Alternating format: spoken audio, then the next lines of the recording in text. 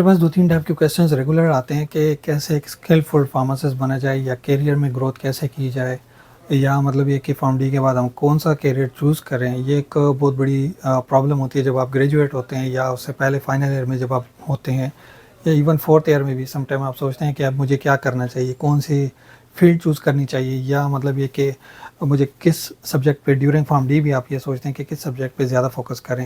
And unfortunately कि some time मैं ये कहूँगा कि या मेजॉरिटी कह सकते हैं कि वो मिसगाइडेड होती है, ये प्रॉपरली उनको गाइडेंस नहीं मिलती।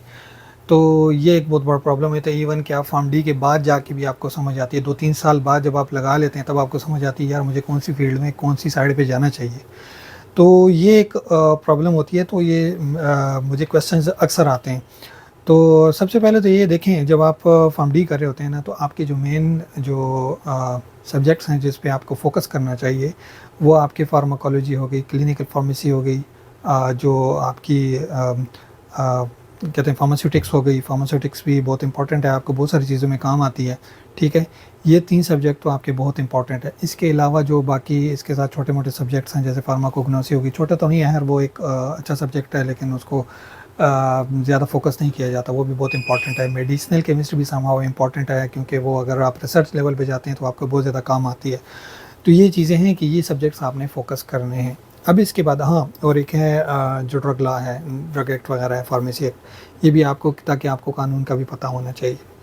अब इसके बाद आते हैं लेकिन वो उसको सेकेंडरी रखें, ये प्रायोरिटी नहीं है क्योंकि वो आप अगर लॉ वाली साइड पे जाते हैं तो आपको आता है, लेकिन लॉ का पता होना चाहिए कि हमारे लॉ में क्या है।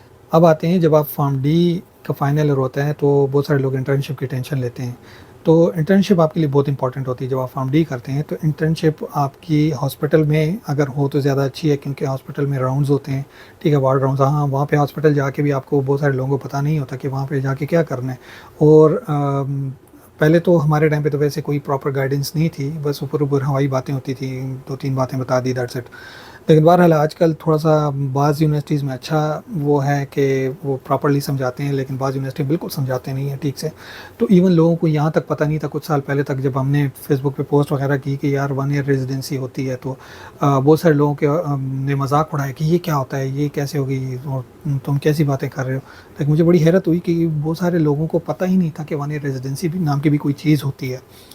तो ये वैसे आपके करिकुलम का हिस्सा है कि फार्म डी के बाद आपकी 1 ईयर की रेजिडेंसी लाजमी है। ठीक है, उसके बाद मेरा ये मशवरा है आपको, फार्म डी के बाद अगर जैसे आपने सब्जेक्ट जो प्राइम सब्जेक्ट्स हैं आपने उसको फोकस कर लिया, आपको वो अच्छे से आते हैं, और जेनेरिक्स आपको याद होनी चाहिए। मेडिसिन के जेनेरिक्स आर वेरी इंपॉर्टेंट।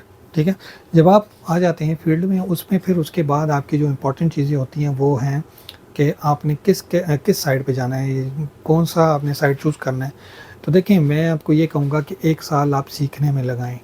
आपको 2-3 माह इंडस्ट्री में भी लगाने चाहिए और अच्छे से सीखें वहाँ पे। 2-3 माह आपको हॉस्पिटल साइड पे भी लगाने चाहिए, रिटेल में भी लगाने चाहिए और सेल्स में भी लगाने चाहिए, ताकि हर फील्ड का आपको एक आध साल ज़ाया हो जाए, कोई बहुत बड़ा मसला नहीं है मेरे ख्याल से। वो सीखने में आप लगाते हैं ना, तो आपको वहाँ पे एक आइडिया हो जाएगा कि मेरे लिए कौन सी फील्ड या कौन सा जो प्रोफेशन है इसमें वो ज़्यादा सूटेबल होगा। लाइक अब कुछ लोग होते हैं कि उनको बाहर घूमने का शौक़ होता है, तो उनके लिए सेल्स की फील्ड अच्छी है, वो बाहर घूमते फिरते हैं।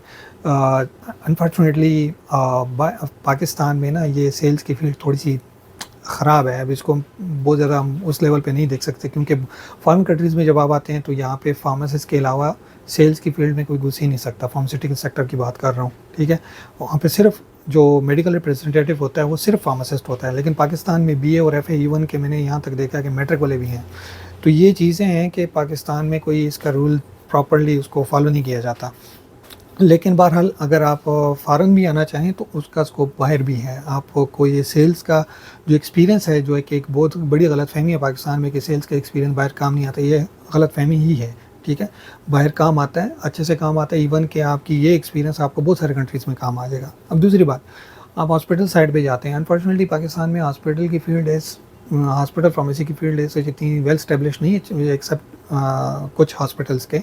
ज़्यादातर हॉस्पिटल्स में इसको बस एज ए डिस्पेंसिंग फार्मासिस्ट समझा जाता है। हालांकि इसको अगले लेवल पे लेके जाना चाहिए। जैसे हॉस्पिटल फार्मासिस्ट का प्रॉपर वर्किंग होती है तो उसको क्लिनिकल फार्मेसी साइड पे भी लेके जाना चाहिए।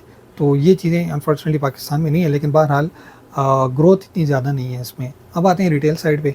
तो रिटेल फार्मेसी में अभी आपको टाइम लगाना चाहिए, क्योंकि रिटेल फार्मेसी में आपको हर तरह के ब्रांड का पता चलता है, ठीक है। और हॉस्पिटल में ये फ़ायदा आपको है कि आपको प्रिस्क्रिप्शन का पता चलता है कि कौन सी चीज़ के लिए क्या प्रिस्क्रिप्शन लिखी है, तो आपको वहाँ पे प्रिस्क्रिप्शन क्रैकिंग वगैरह ये सारी चीज़ें आइडिया हो जाती हैं, तो बहुत सारी चीज़ें आपको समझ आ जाती हैं। वो एक अलग चीज़ है कि आप ड्यूरिंग इंटर्नशिप ये सारी चीज़ें सीखनी चाहिए आपको, ट्रीटमेंट प्रोटोकॉल ये सारा कुछ आपको आना चाहिए। अगर ये चीज़ें आपको नहीं आती हैं, एज ए फार्मासिस्ट अगर आप सिंपल डायग्नोज भी नहीं कर सकते, या कुछ लोग कहेंगे फार्मासिस्ट का काम डायग्नोज करना नहीं है, भाई ये सिंपल डायग्नोज करना फार्मासिस्ट का काम है। एक सिंपल एक बंदा आया, वो कहता है मुझे सोर थ्रोट है या इस टाइप की कोई प्रॉब्लम है, तो आप कैसे डायग्नोज करेंगे उसको, क्या इशू है, या टांसलाइटिस है या और क्या इशू है। तो ये चीज़ें हैं कि ये आपको सिंपल साइन एंड सिम्टम्स आपको आइडिया होना चाहिए, ठीक है। मैं कॉमन डिजीज़ की बात करूं, जो कॉमन प्रॉब्लम्स होती हैं, ये डायग्नोस करना और उसके लिए डिस्पेंस करना, मेडिसिन देना, ये फार्मासिस्ट के अंडर आता है, ठीक है। ओटीसी की बात कर रहा हूँ। दूसरी बात, अगर रिटेल में भी अब सेम वही चीज़ रिटेल में भी आ जाती है, लेकिन रिटेल में चूंकि ये होता है कि ज़्यादातर लोग आउट पेशेंट्स होते हैं। कोई आ गया, भाई गले में दर्द है यार, सर में दर्द है, ये है वो है, तो आपने उसके मुताबिक आपको प्रॉपर मेडिसिन देनी, प्रॉपर गाइडेंस करनी है, आपको प्रॉपर पेशेंट काउंसलिंग आनी चाहिए। वो आपको हॉस्पिटल में भी काम आएगी, वो आपको रिटेल में भी, दोनों साइड कम्युनिटी फार्मेसी दोनों में काम आएगी, ठीक है। तो ये आपको फॉर एग्जांपल लेट्स सपोज आपने डोजिंग कर दी है, मेडिसिन की प्रॉपर डोजिंग होनी चाहिए, ड्रग इंटरेक्शन और ये जो क्या कहते हैं डोजेज फॉर्म्स का पता होना चाहिए आपको। और जो ड्रग इंटरेक्शन के अलावा फूड इंटरेक्शन भी आपको पता है, ड्रग फूड इंटरेक्शन भी होता है, वो भी आपको आइडिया होना चाहिए। अच्छा, कौन सी मेडिसिन खाने से पहले कौन सी बात है। अच्छा, इसके अलावा फिर और भी बहुत सारी चीज़ें हैं, जैसे कितने टाइम खानी है, कितनी ड्यूरेशन होनी चाहिए, ये सारी चीज़ें वो आपको आइडिया होना चाहिए।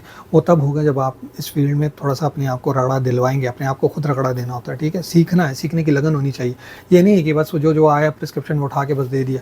ये अगर आप ये करेंगे आपके अंदर, और एक उस दुकानदार के जो हाफ MA है, हाफ MA हम क्यों कहते हैं, वो आपको पता है, आइडिया है, उनके अंदर कोई फ़र्क नहीं है। फिर आपने फार्म-डी की डिग्री को यूटिलाइज़ करना है, आपने अपने नॉलेज को आगे एक्सप्रेस करना है, बताना है लोगों को कि हाँ भाई फार्मासिस्ट ये चीज़ है।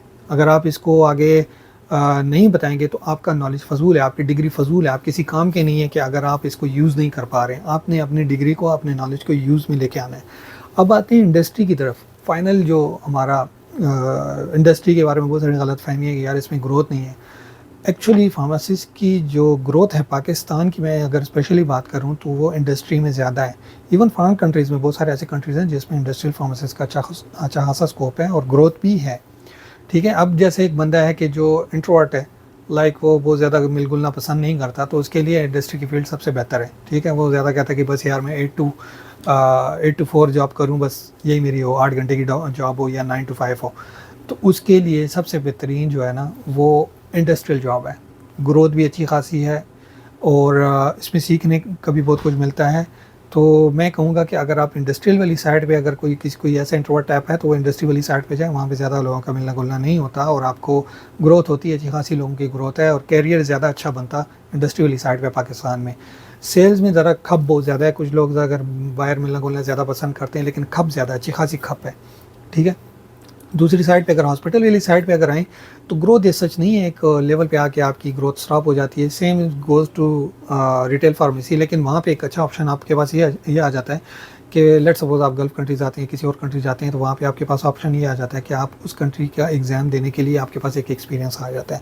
ज़्यादातर लोग इसीलिए हॉस्पिटल और रिटेल की जॉब करते हैं।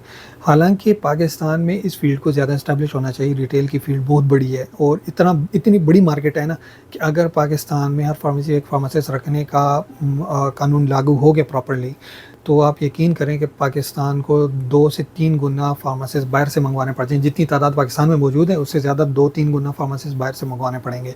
इतनी तादाद पाकिस्तान में रिक्वायर्ड है। ये हमने इसका रेशो एक प्रॉपर जो है तो फैक्ट बेस्ड हमने एक पोस्ट भी की थी और प्रॉपर रेशो हमने बताई थी कि ये रेशो है पाकिस्तान में और करंटली इसकी इतनी नीड है। वो हमने एक एवरेज लेवल बताया था, हालांकि इसकी नीड पाकिस्तान में ज़्यादा है। मतलब और बहुत सारे सेक्टर्स में पाकिस्तान में फार्मासिस्ट की नीड है, जैसे सेल्स में हो गए, जैसे और बहुत सारी सेक्टर्स हो गए। अभी तक इंडस्ट्रियल फार्मेसी में प्रॉपर इंडस्ट्रियल फार्मेसी की बात कर रहा हूँ कि उस सेक्टर में करंटली आप कह लें कि 60% फार्मासिस्ट हैं और बाकी में अभी तक स्टिल प्रेजेंस नहीं है। 60-70% कह सकते हैं, बाकी अभी तक अगर प्रॉपरली गवर्नमेंट लॉ इम्प्लीमेंट करती है तो अभी तक वहाँ पे लोकेशंस हैं कि वहाँ पे आपको जॉब मिल सकती हैं बहुत ज़्यादा। तो अगर गवर्नमेंट रूल्स को प्रॉपरली लागू करती है तो ये बहुत सारी जॉब्स हैं। बहरहाल सेक्टर्स की बात आती है कि कौन सी फील्ड चूज़ करूँ, तो ये मैंने आपको डिटेल में बता दिया है। मेरे ख्याल से इसके बाद किसी का कोई क्वेश्चन नहीं आता होगा। फार्मडी के बाद भी यही मैंने जो बता दिया, सब्जेक्ट का भी बता दिया, और जो इंपॉर्टेंट चीज़ें थी वो मैंने आपको बता दिया। अगर इसके अलावा भी किसी का कोई क्वेश्चन है या मुझसे कोई ऐसा रह गया, हाँ रिसर्च लेवल पे अगर आप चाहते हैं कि कोई चाहता है कि यार मैं जाऊँ कि मैं रिसर्च बेस पे जाऊँ, पीएचडी करूँ, देखें अनफॉर्चुनेटली पाकिस्तान में एमफिल का तो कोई फ़ायदा ही नहीं है। एमफिल अगर आपने करना है तो पीएचडी के लिए करें, अदरवाइज़ एमफिल की डिग्री कम्प्लीटली फजूल डिग्री है। 99% ये फजूल तरीन है, किसी 1% में आपको काम आती है। हाँ, लेक्चरर की जॉब अगर आपने करनी है तो उसमें काम आ सकती है, ये सेक्शन में काम आ सकती है आपको, बाकी उसका कोई यूज़ नहीं है। मैंने ऐसे बहुत सारे देखे हैं जो एमफिल करके वही रिटेल की जॉब कर रहे हैं, वही कम्युनिटी फार्मेसी में, हॉस्पिटल फार्मेसी में जॉब कर रहे हैं, सैलरी उतनी ही ले रहे हैं जितनी अगले ले रहे हैं, या ज़्यादा से ज़्यादा 1-2 हज़ार रुपये का फ़र्क होगा, मतलब पाकिस्तान की बात कर रहा हूँ, ज़्यादा फ़र्क नहीं होगा, 5 हज़ार रुपये ज़्यादा होगा, क्या फ़ायदा है इसका। ये मैं एक एक्सेप्शनल बात कर रहा हूँ कि ऐसा पॉसिबिलिटीज़ हो सकती हैं, लेकिन कोई फ़ायदा नहीं है सच। करना है तो पीएचडी करें, लेकिन पीएचडी का भी अब इतने ज़्यादा पीएचडी डिग्री होल्डर्स पाकिस्तान में आ चुके हैं कि वो भी अब मुझे लग रहा है कि उसका कोई यूज़ नहीं है। सिर्फ लेक्चर बेस पे जा रहे, रिसर्च लेवल पे कोई नहीं जा रहा। अब किसी ने ये नहीं कहा कि पीएचडी करने के बाद उसने प्रॉपर रिसर्च की हो, बस पीएचडी वो रटा वटा सारा कुछ यही चीज़ें जो आपको पता है कि कैसे हो रही है पीएचडी पाकिस्तान में। मैं क्रिटिसाइज़ नहीं कर रहा, लेकिन एक चीज़ का फैक्ट बयान कर रहा हूँ कि जो पाकिस्तान में हो रहा है, उसको अगर आना भी चाहिए तो रिसर्च बेस पे आना चाहिए, प्रॉपरली उसको फ्लरिश करना चाहिए। खुद इनको कोशिश करनी चाहिए कि यार इस लेवल पे हम लेके जाएं ताकि ये पीएचडी की डिग्री किसी काम आ सके हमारी। बहरहाल ये कुछ चीज़ें हैं कि पाकिस्तान में इसकी नीड है। बहरहाल आप को सारा सीनियर मैंने खोल के रख दिया, बाकी आपकी मर्ज़ी, आप कैसे चूज़ करते हैं वो आपके हैंड में होता है, किसी से मशवरा ना लें। बस आपको जो चीज़ें मैंने बता दी हैं और उसको सोच के अपने हिसाब से फील्ड चूज़ करें। Thank you.